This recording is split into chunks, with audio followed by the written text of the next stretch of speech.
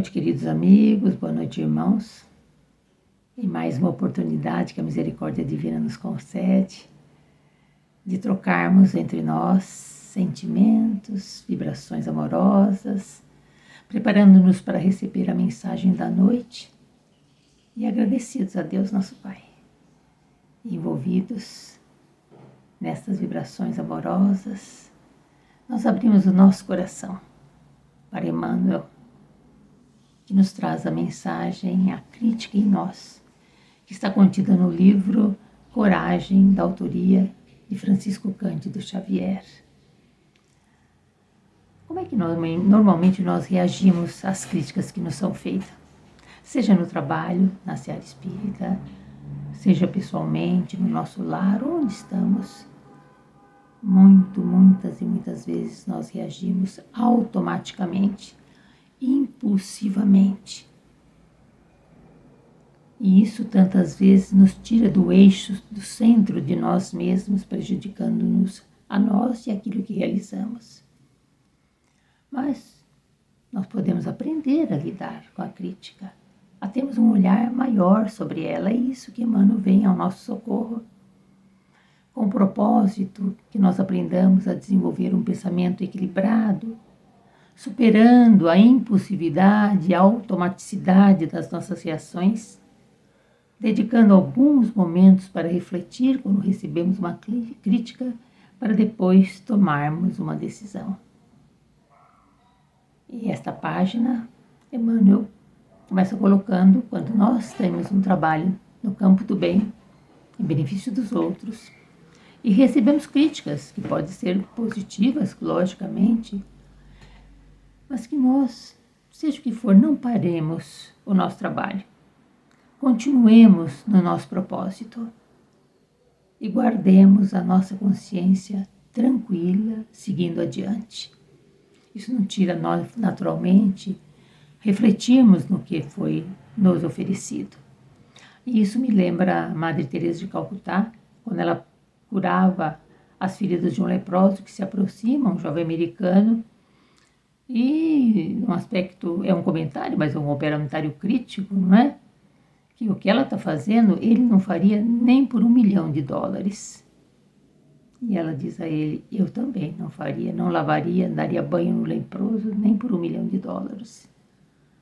Eu só pode dar banho num leproso alguém que o faça por amor. Ela já tinha essa capacidade de observar, refletir, discernir, para depois se colocar sem interromper a tarefa. É o primeiro convite que Emmanuel nos faz. Agora, por que nós somos criticados? Quando nós somos criticados? Só é criticado quem faz alguma coisa. Se você tem um projeto e deixa na gaveta, por esse projeto você não sofrerá nunca uma crítica. Se você escreve uma bela poesia, mas não mostra para ninguém, você não será criticado, mas também não beneficiará o outro, mas também não poderá ter uma evolução do olhar que colocaram. Todos nós somos criticados quando fazemos alguma coisa. É do processo nós, ou de ajuda, ou do processo da condição evolutiva que nós vivemos. Então, com certeza, é melhor agir, não é mesmo? E outra questão que o Emmanuel nos coloca muito interessante, ele diz assim, visar a própria tarefa é realizá-la. E realizá-la é sofrê-la em si. Sofrê-la em si. Então, você tem uma tarefa, você vai realizar. Mas para realizar, você deve sofrê-la em si. E aí nós vamos à Irmã Dulce. Primeiro com um exemplo concreto.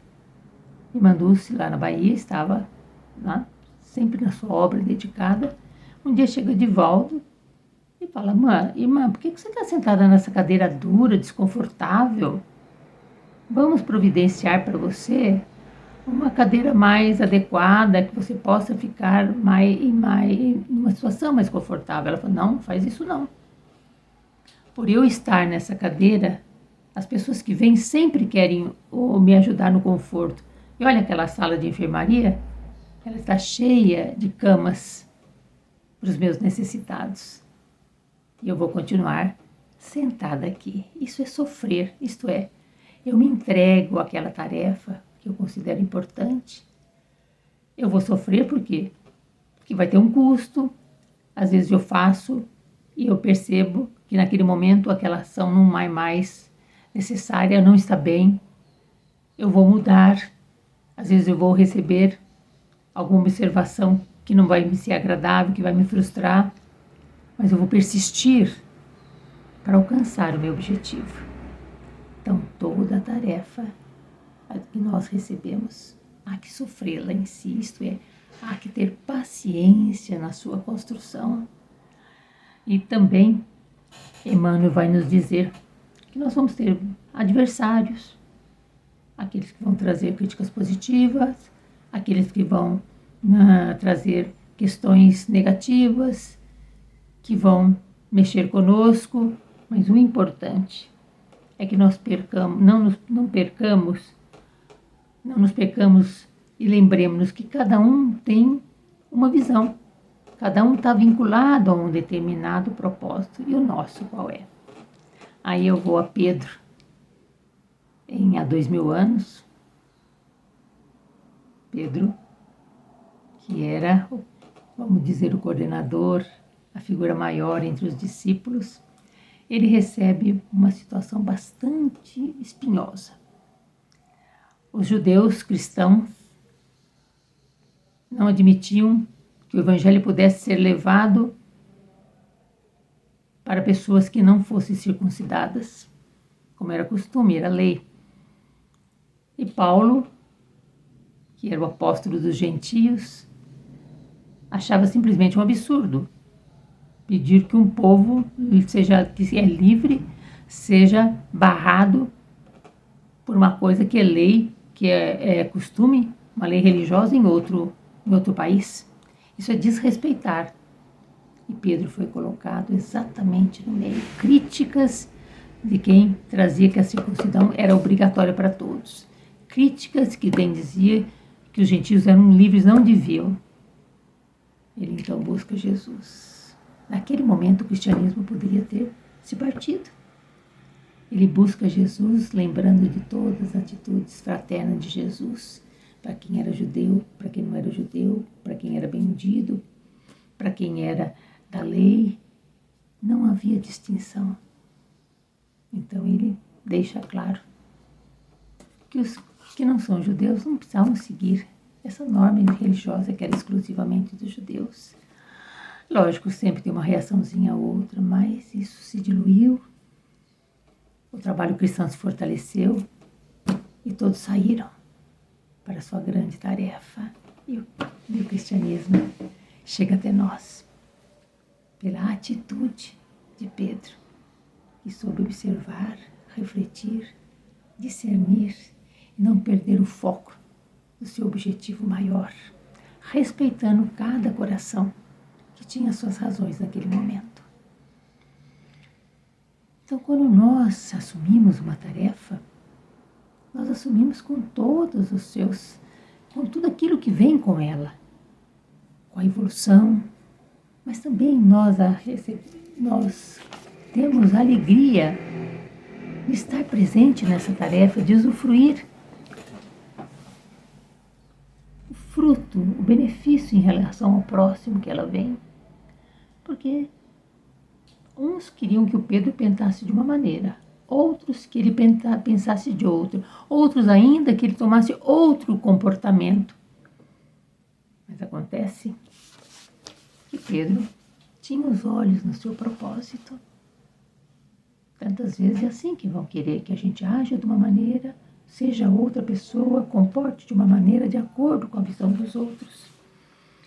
Mas ele diz, Emmanuel, é imperioso considerar que cada um de nós é um mundo por si, com movimentos particulares e órbitas diferentes. Respeito às diferenças, mas persistência, com amor na direção que vamos. E para encerrar a nossa conversa da noite, eu quero me lembrar de Nancy, uma professora americana nos Estados Unidos que recebe do professor do seu filho de 8 anos, uma criança curiosa, que se recusava a decorar as lições da escola, que tinha sempre os cabelos desgrenhados, muito cheio de energia. A mãe recebeu uma carta da escola e a carta dizia: seu filho é um gênio. E assim ela leu para o menino. Então você não vai poder mais ir na escola, meu filho, porque a escola não tem mais nada que oferecer. Ele está falando para eu te educar aqui em casa. Ex-professora, ela buscou os melhores recursos, ofereceu a literatura, que a escola nunca ofereceria, porque não tinha esse olhar mais amplo. E desenvolveu no menino um gosto pela leitura incrível.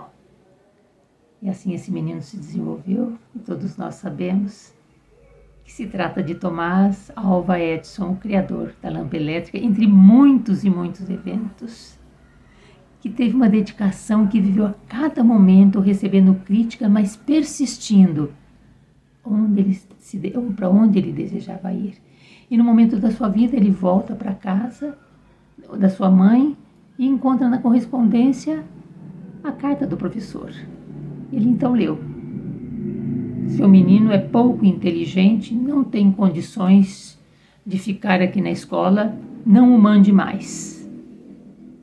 Então, Thomas Alva Edison vai dizer: eu sou fruto de uma mulher corajosa, que ousou fazer aquilo que deveria fazer. E assim também na nossa vida, principalmente na obra do bem, na obra espírita, que Emmanuel nos diz: sustentemo-nos fiéis ao nosso trabalho e rendamos culto à paz de consciência, atendendo aos deveres que as circunstâncias nos confiram e oferecendo o melhor de nós mesmos em proveito do próximo.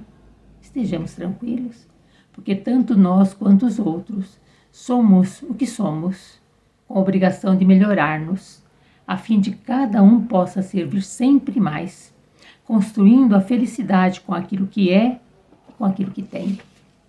Jesus nos conhece, confia em nós, nós temos a marca divina, nós também podemos aprender tudo.